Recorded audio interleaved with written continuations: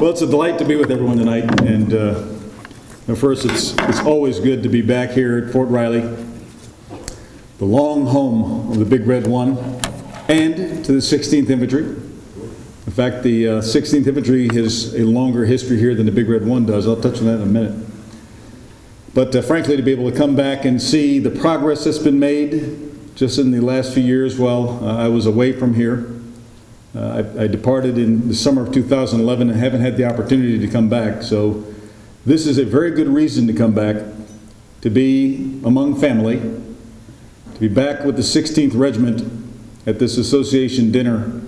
I know you've had a great week this week. I looked at the program. Wish I could have spent more of the week with you as you gathered and celebrated this great historic regiment and all that it stands for and all who have been part of it. But I'm glad that I was able to make this part at least.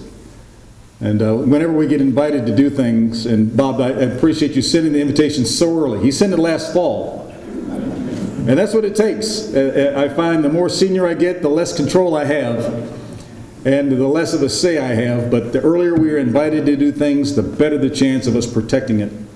And I'm really happy that it was able to happen this time. So thanks for the invitation to do that. It's a delight to be with all of you tonight.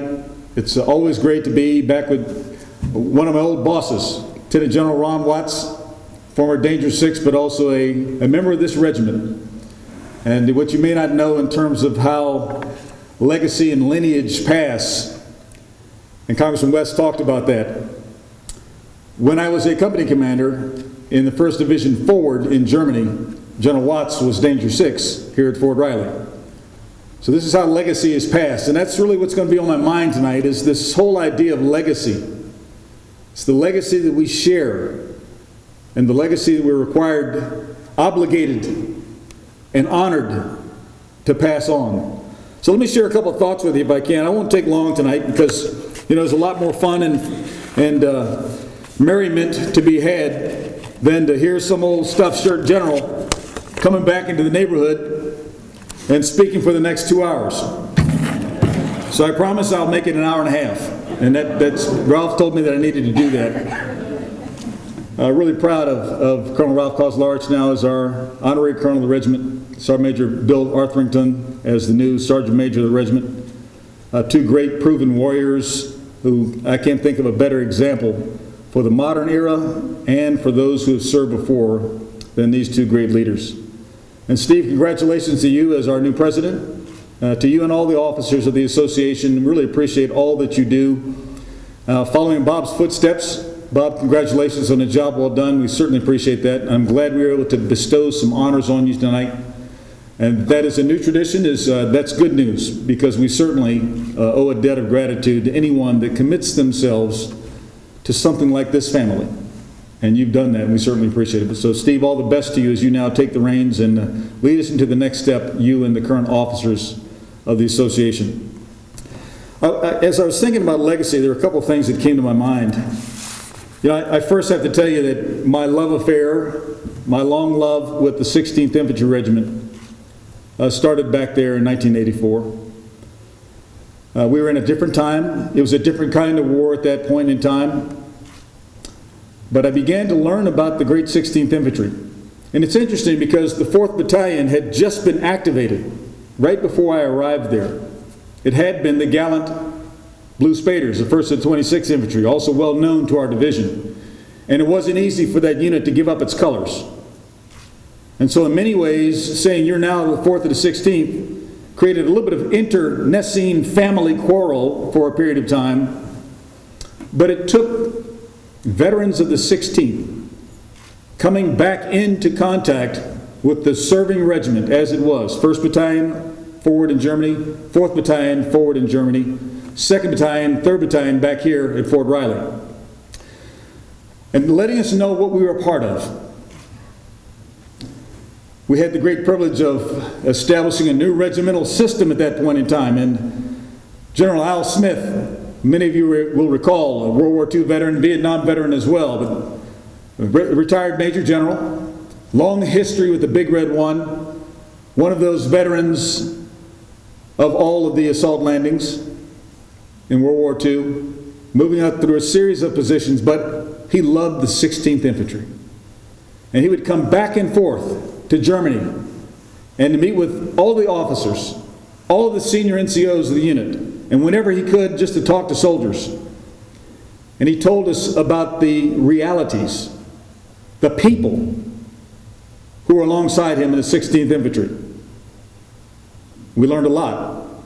We learned how deep that regiment's history was, especially from his perspective when it comes to things like Normandy and the subsequent attacks into France and the advance all the way to Czechoslovakia. He took us down to places like Omaha Beach.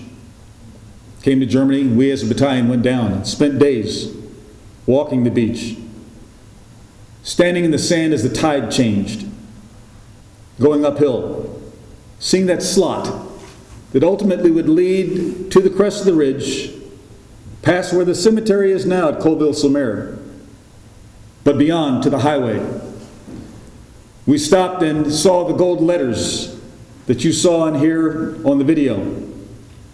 Jimmy Monteith is not a story. Jimmy Monteith is a person. And we saw where he's laid to rest. After we'd heard about his actions for several days, not just on D-Day, but for several days, a gallant leader, just a first lieutenant. But really that's what it takes for gallantry to occur. Gallantry occurs at the lowest levels. We talked about Jake Pender.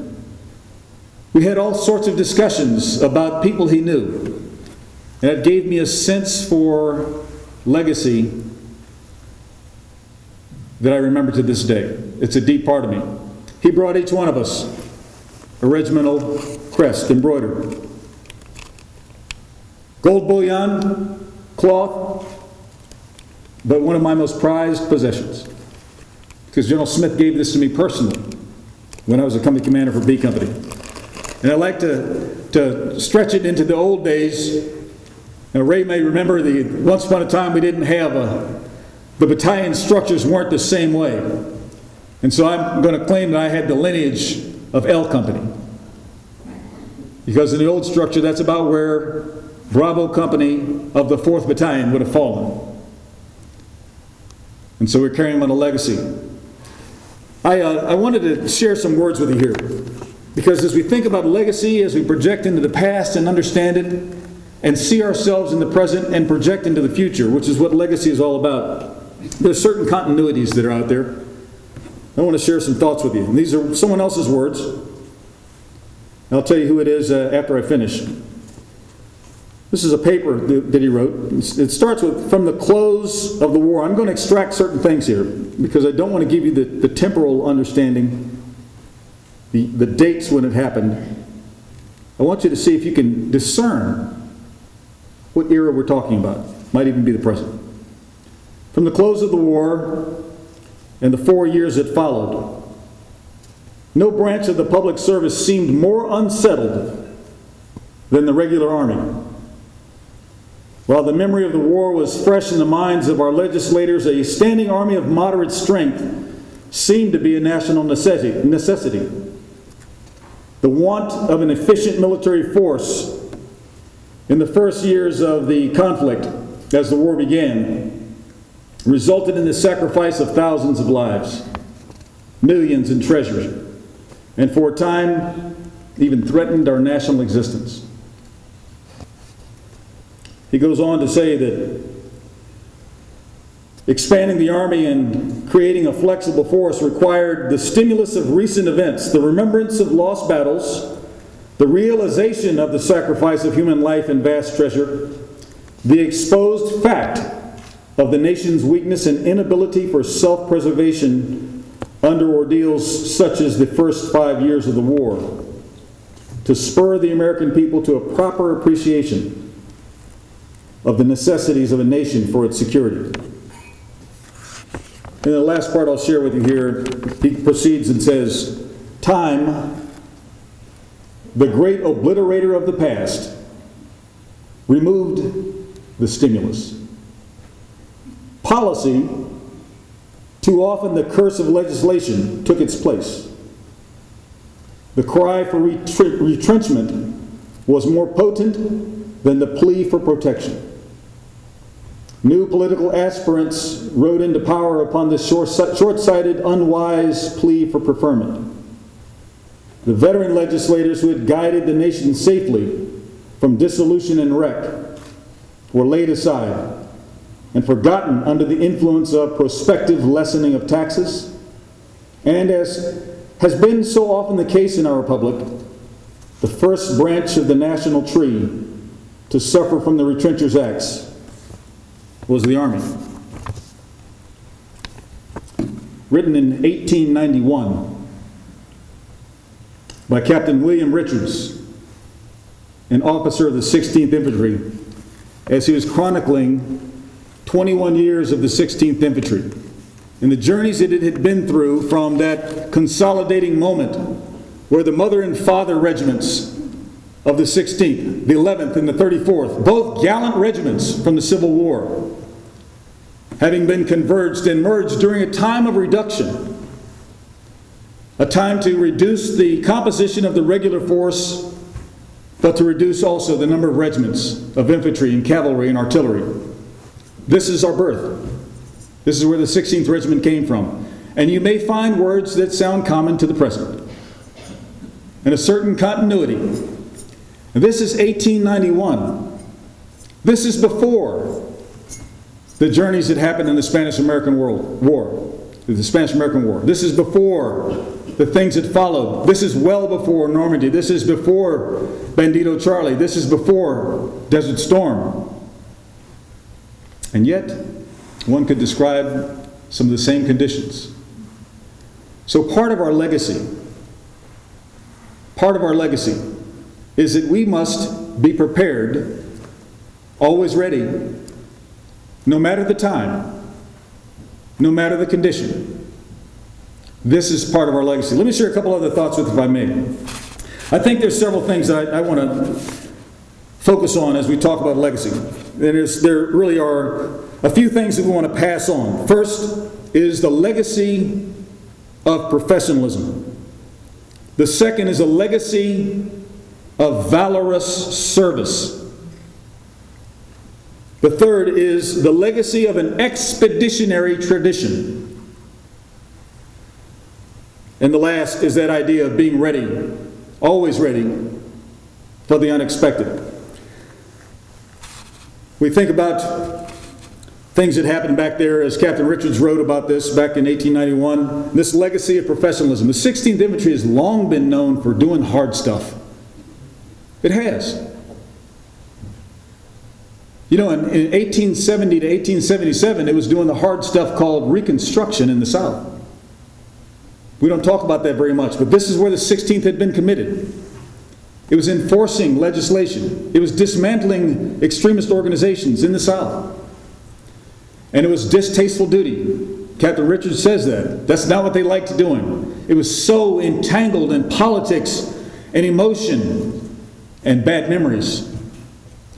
And they felt much better when they got committed to something else, helping to protect commerce as it moved to the West, helping to expand interest to the West, not always in the most friendly ways that we would think about nowadays, because that came at the expense of Native Americans, but that was their mission at the time. Now, by the way, an element came in 1877 to Fort Riley, Kansas.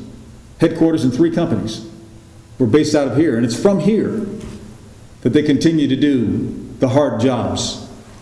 The second aspect, that legacy of valorous service. We saw some of it. We celebrated just yesterday and commemorated the famous D-Day of the European War. Now 70 years later, with people like Ray Lambert. By the way, that was a really nice mustache you had there. I was really impressed by that. But people like Ray Lambert, he told me that there's only 2 of our 16th Infantry veterans that remain who were in all 3 assault landings. Ray is one of them. Absolutely amazing.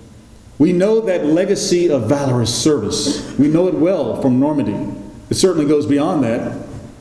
That was the case in the Mediterranean. That was the case in North Africa also. If you look backwards, that was the case in Santiago, Cuba. That was the case in the wheat field and the Devil's Den. That was the case in Luzon. in 1899, 1900. That was the case in the punitive expedition into Mexico. That was the case over and over and over again. That is the case now. And we know names on top of names on top of names of people who have been decorated for valor, and units of this regiment, the regiment itself, decorated for valor over and over and over again. From the beginning to the present, our legacy is a legacy of valorous service. We should never lose sight of that. The expeditionary tradition, I talked about that. So whether it is basing at Fort Riley, but pursuing out into what was called Indian Territory, now called Oklahoma, chasing Victorio down into New Mexico, further into Mexico, you're up to it. Trust me. You are the same people that were there 123 years ago. You're the same people that the captain was talking about. You're the same people who were there with Jimmy Monteith. You're the same ones. This is the 16th Regiment. This is who we are. Let me thank you immensely for the honor bestowed on me as a distinguished member of the regiment. As I mentioned, this thing has a very close place in my heart, and to now having been designated as a distinguished member, that is something that is difficult for me to describe in terms of how much it means to me. So I thank the association. I thank all of you for your support. Let me close with some last words from Captain Richards. This is how he closed. I thought his words were pretty good. So I'm well aware of the fact that the foregoing, that includes my words, the foregoing is a crude and meager account of an organization that is held in high regard by those still remaining in it and by many still living who once were active under its banners. I cannot but wish that the compilation might have fallen to an abler and more worthy chronicler. I feel, Captain Richards, tonight, as I've addressed you, I'm less worthy than I should be in sharing with you the history of this regiment. But I'm honored to be with you. I'm honored to know you. And I'm honored to call you Rangers. So thanks very much, Rangers.